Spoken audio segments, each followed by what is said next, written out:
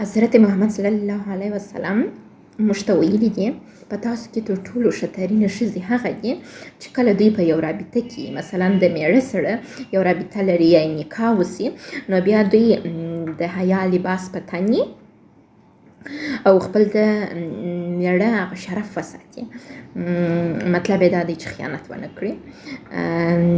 دویمه خبره به زه تاسو ته وکړم، د ښځې تر ټولو غټترین دښمن په ژوند کې د هغې بې حوصلګي ده.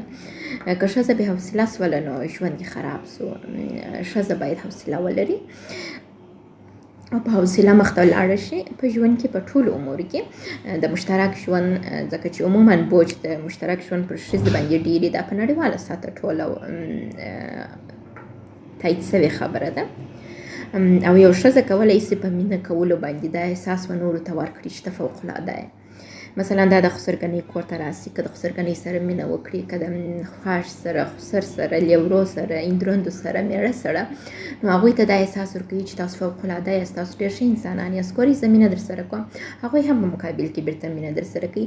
دلته ښځه مجبوره ده چې مینه ورکړي. بخصوصا زموږ په جامعه کې موږ خو نسو کولی جلا ژوند وکړو، نو طبعا د خسرګنۍ سره ژوند کوو.